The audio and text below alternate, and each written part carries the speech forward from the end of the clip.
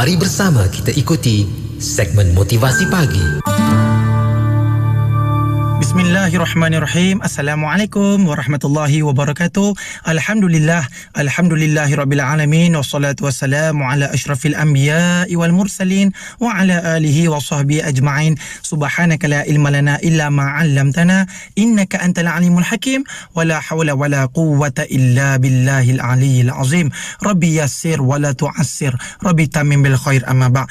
Alhamdulillah, sekali lagi anda bersama-sama dengan saya hari ini Ustaz Safwan dalam slot motivasi pagi terbitan Hajah Maslina alias hanya di IKIM Inspirasi Inforia Islami.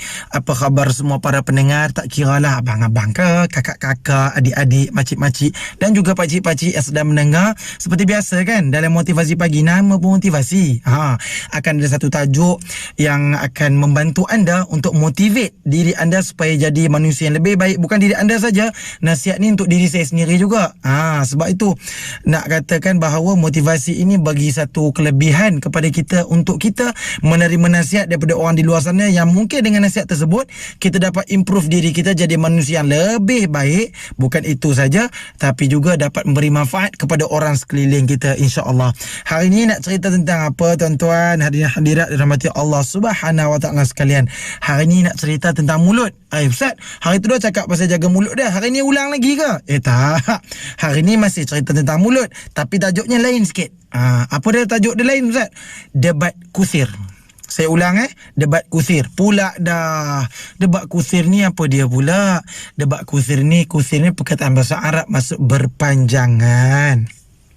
Debat yang berpanjangan. Sebelum saya cerita tentang debat kusir ini, kita tengok dulu recap. Kita fahami dulu debat ni apa dia sebenarnya.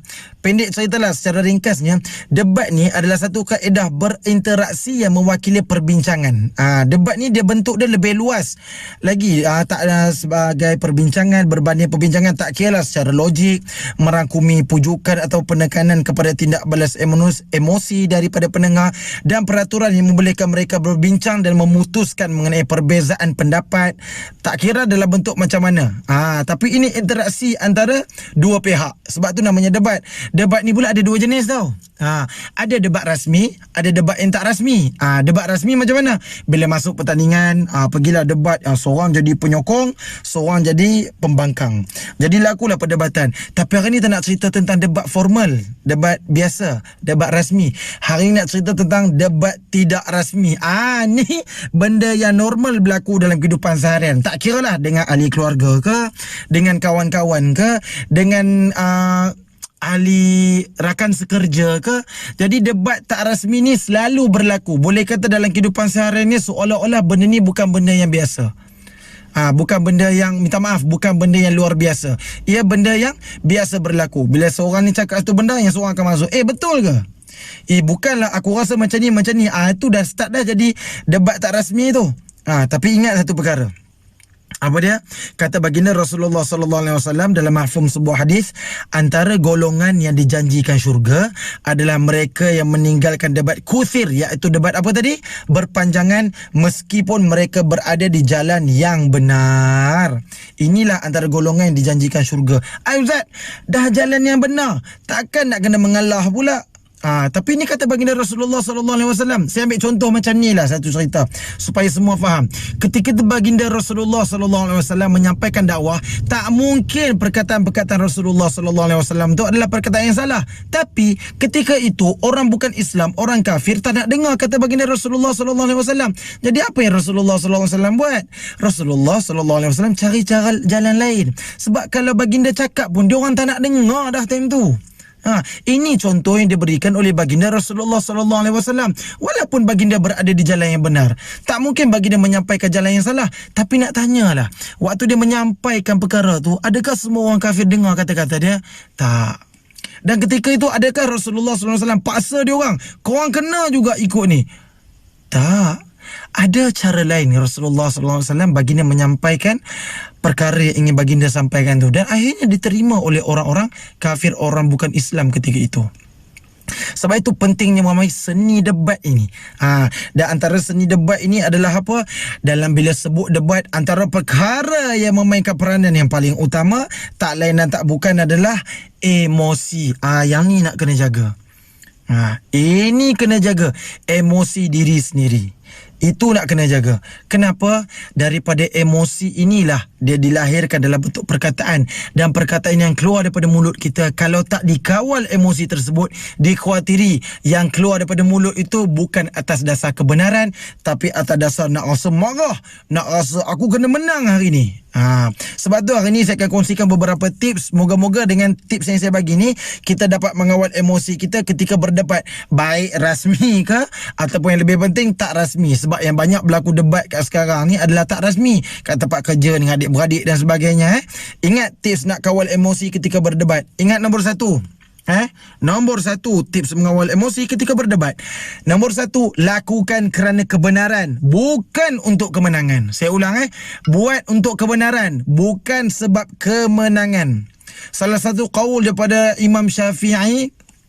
Imam Syafi'i sebut apa? Aku mampu berhujah dengan 10 orang yang berilmu.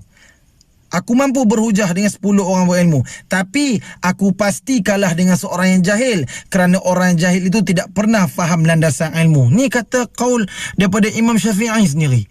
Dia kata dia boleh berdebat dengan 10 orang, dia boleh, tetapi kalau dia berhujah dengan seorang orang jahil, pasti dia akan kalah. Sebab orang jahil tu tak faham landasan ilmu. Orang jahil ni sifat dia adalah dia tak nak kalah. Walaupun kadang-kadang orang jahil ni benda tu salah, kita bagi tahu benda tu salah, tapi disebabkan kejahilan dia dalam dasar ilmu, dalam kepala otak dia fikir satu je, aku tak kira, aku nak menang, aku nak menang, aku nak menang. Dia akan cari apa-apa jalan sekalipun. Dia akan kata, benda ni tak boleh, haram. Pasal apa haram pula? Ini kan aku tak nak jadi hipokrit dan sebagainya. Ada je jawapan yang nak keluar pada mulut dia. Sebab itu jangan buat kerana kemenangan. Buat disebabkan kebenaran. Seandainya kita dah dapat kebenaran tersebut, menang kalah tu belakang cerita. Sebab itulah tujuan kau berdebat kan. Kau nak tahu mana betul, mana yang salah. Kenapa kalau kau salah, kau rasa tak puas hati pula? Ini masalah dia. Dia buat sebab aku nak menang. Tapi orang yang faham landasan ilmu, dia debat bukan nak cari kemenangan, dia nak cari kebenaran. Kalau dia kalah sekalipun, tapi dia dapat jawapan yang dia nak, maka dia puas hati. Inilah sifat pendebat yang terbaik. Sifat pendebat yang terbaik. Tu nombor satu. Nombor dua, macam mana tips nak mengawal emosi ketika berdebat? Perkataan dia pendek je. Apa dia? Berganjak. Berganjak macam mana Ustaz? Undur diri lah. Undur diri. Kan kalah kalau kita undur diri. Oh no. Betulkan pemikiran tu. Mengalah tak bererti tewas. Menang pula tak bererti juara. Ingat perkataan tu. Saya ulang Mengalah tak bererti tewas. Menang tak bererti juara. Sebab apa? Sebab kadang-kala ada perkara yang tak sesuai untuk disampaikan ketika emosi kita ni sedang menguasai diri.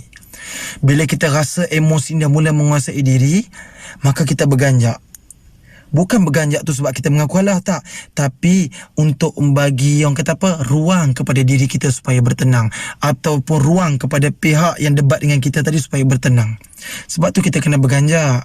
Contoh bagi faham macam ni lah. Kita bercakap dengan pasangan kita, contohnya suami ataupun isteri kita.